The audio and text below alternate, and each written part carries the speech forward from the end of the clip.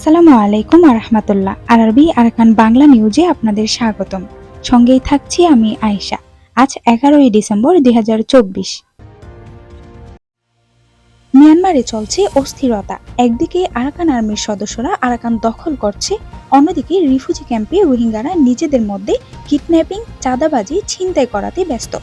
রিফিউজির camp থেকে রোহিঙ্গারা বাংলাদেশের আশেপাশে দৈনিক কাজকর্ম করতে যায়।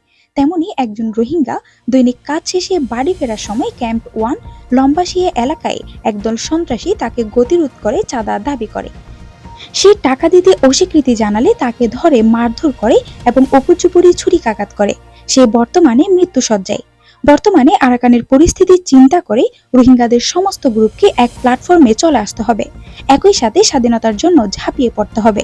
এখন তা না করে নিজেদের মধ্যে হানাহানি করলে জীবনে কোনোদিনও রোহিঙ্গারা নিজেদের দেশ মিয়ানমারের আরাকানে ফিরতে পারবে না বলে মনে করেছেন বিশিষ্টজনেরা।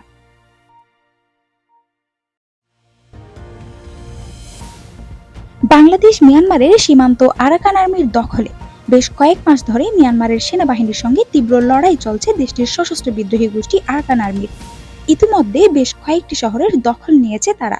এবার মিয়ানমারের বাংলাদেশ সীমান্তবর্তী মংডু শহর দখলের দাবি জানিয়েছে সশস্ত্র বিদ্রোহী গোষ্ঠীটি।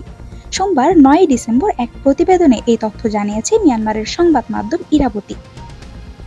সংবাদ মাধ্যমটি বলছে, রোববার মংডু শহর দখল করে বাংলাদেশের সঙ্গে মিয়ানমারের 270 কিলোমিটার দীর্ঘ সীমান্তের সম্পূর্ণ নিয়ন্ত্রণ নিয়েছে আরাকান আর্মি এ। সশস্ত্র এই বিদ্রোহী গোষ্ঠীটি জানিয়েছে,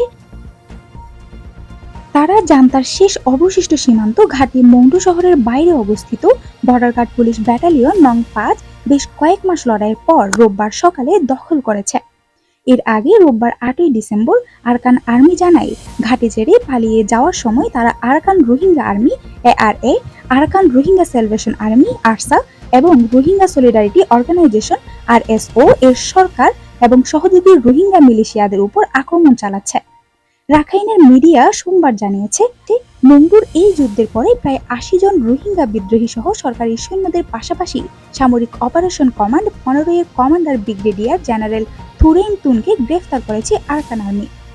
আরাকান আর্মি মে মাসের শেষের দিকে মংডু আক্রমণ শুরু করে, আর সীমান্তবর্তী এই শহরের সম্পূর্ণ নিয়ন্ত্রণ পেতে 6 মাস সময় লাগলো গোষ্ঠীটির। ইরাবতী বলছে, আরাকান আর্মি এখন বাংলাদেশের সীমান্তবর্তী মিয়ানমারের 3টি শহরেরই নিয়ন্ত্রণ নেয়ার দাবি করছে। এগুলো হচ্ছে রাখাইন প্রদেশের মংডু ও ভুতিডং এবং চীন প্রদেশের পালেতোয়া। পালেতোয়ার সঙ্গে ভারতের সীমান্তও রয়েছে। রাখাইনে যুদ্ধ পর্যবেক্ষণকারী একজন সামরিক বিশ্লেষক বলেছেন, বাংলাদেশের সঙ্গে বাণিজ্য পুনঃস্থাপন পশ্চিমাঞ্চলীয় এই প্রদেশে বসবাসকারী মানুষের দুর্দশা কমাতে সাহায্য করবে। অন্যদিকে রাখাইনে 20 লাখ মানুষ দুর্ভিক্ষের সম্মুখীন বলে জাতিসংঘ গত মাসে জানিয়েছে। জান্তা বাহিনী এই প্রদেশের দিকে যাওয়ার রাস্তা ও নৌপথ অবরোধ করেছে এবং আন্তর্জাতিক মানবিক সহায়তা সহ খাদ্য, জ্বালানি ও ওষুধ সরবরাহেও বাধা দিয়েছে।